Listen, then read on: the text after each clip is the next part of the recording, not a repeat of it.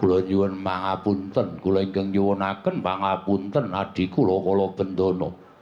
Anggenipun sampun tumindak nilar tata krami lan panjenengan.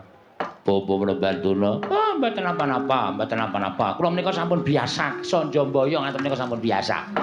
Nggih, Kakang. Nggih. Sampeyan dinapake. Sampeyan ora weruh Kala Bendana mlayu niku karo gajul sirah kula. Pripun? Sampeyan niku kok ana wong lara malah wawe-wawe. Nggih lho, kula ora weruh kok ya. Ya disabar-sabarke wong sing jeneng Kala Bendana niku kula nuwun sewu, arepa putra Nalindra ning nika buta rada kocluk, buta rada petuk. Mula sampeyan kudu sabar.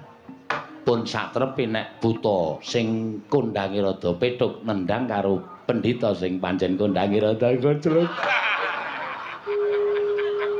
Ape apa nek ngoten niku, Depate?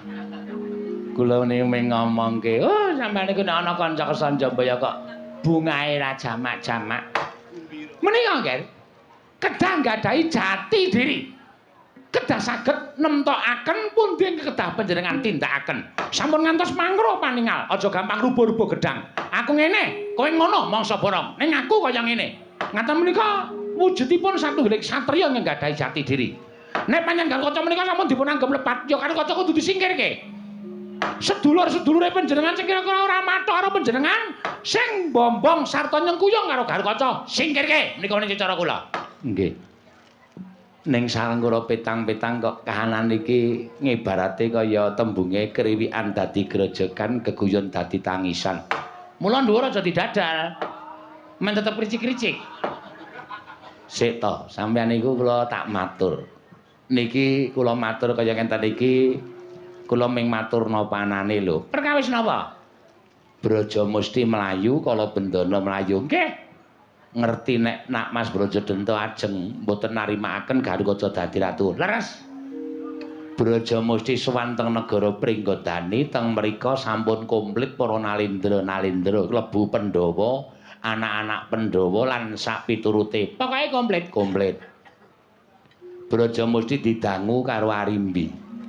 Brajamusti endi kakangmu Brajadanta? Brajamusti matur, Kakang Brajadanta mirang Kampuh Jingga badhe dados kraman wonten negaring Pringgondani. Arimbi ndangu, kok iso ngono? Brajamusti matur, kula mboten ngertos Kakang Mbok, nanging wonten mriku lenggah Penemban Durna kalih Patih Senggune. Cobi manggagas. Sing kena bebaya kula kalih panjenengan.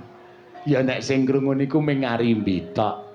Nek nganti Antasena, Antarja, Setyaki do krungu nek sing aja-ajaki Begawan Durna berubut wonten sing gawa sekop, wonten sing gawa pacul. Ajeng do bangun apa? Mboten bangun ning goleki sampeyan niku nuthuki sampeyan. Wah. Napa ngoten niki, Pak? Niki bayangan kula kok kaya ngoten. Durung mengke nek Gareng Petruk Bagong ngonten, wah saya mbebayani.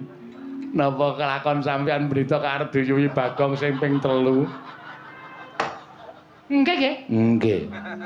Wah, lah kok mbebayani kaya ngoten. Ger, wonten dawuh. Dinten samangke saenipun ingkang rayi dipun tungga.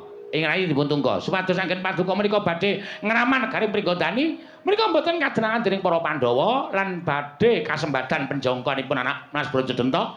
Brajamusti dipun susul, dirangkul. Etak-etak panjenengan menika nyuwun pangapunten dhateng pun Brajamusti. Menawi sampun saged manunggal, mangke ajeng kalih-kalihipun gecak perang negari ing Pringgondani tartemtu badhe bedah negari Pringgondani.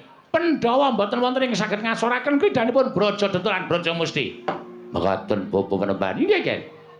Amargi nek nganti Brajamusti dugi Pringgondani, mengke wadul nek sing teng mriki kula kali Adipati Haryo Sengkuni, hidup saya tidak tentram.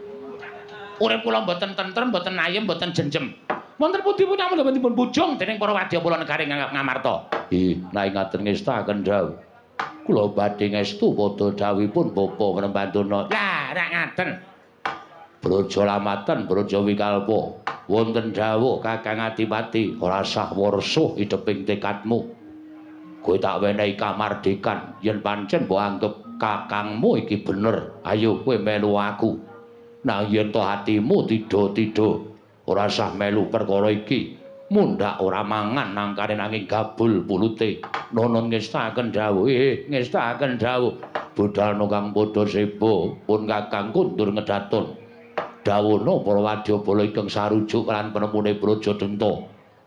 Ndak keparengake ngrewangi lawan aku nanging yen to ana ingkang ngandhake apa sing tak lakoni iki salah lan ideping tekad bingung mergo nemtokake marang kepiye nggone bakal nglakoni.